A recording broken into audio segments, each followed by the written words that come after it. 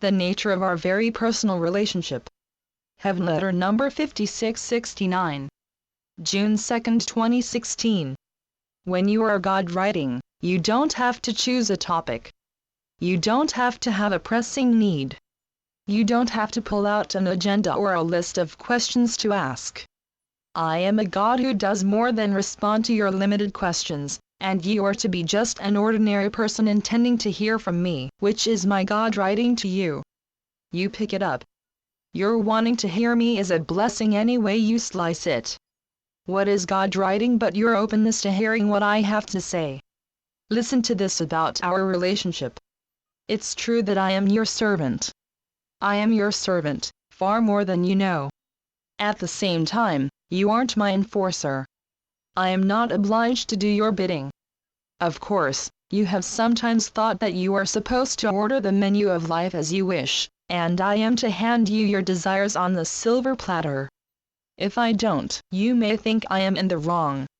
It is all well and good to be confident, yet confidence doesn't mean that everything has to go your way.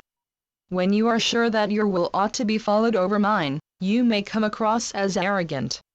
The exact opposite of arrogant is not exactly meek, not obsequious, but more like humble. There is a certain haughtiness when you are sure your desires are to be well met. Humility is not being mousy. Humility is not having to be the kingpin. Humility is knowing that even a good life doesn't have to go according to what you prefer. It isn't that everything in life has to go your way, nor does it mean that I have been remiss. Nor are you to consider yourself a victim of disservice because my will, as you perceive it, was done, and your will was not. True, I am your servant, and I am glad to be. I serve you. Yet I am not your valet, nor am I your nursemaid. I am more than a wishing well.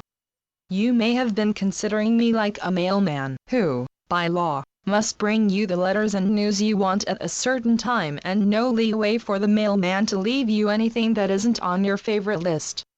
When you live long enough, from your perspective, you lose loved ones through death, who move on to live in a foreign land far away from you. Death seems unkind to you. You wonder where my heart is when I do not answer your pleas for leniency. Dear ones, it is not for you to instruct me. It is not for you to second-guess me. It certainly is not for you to offer me sage advice. The sage advice I give you has nothing to do with ego.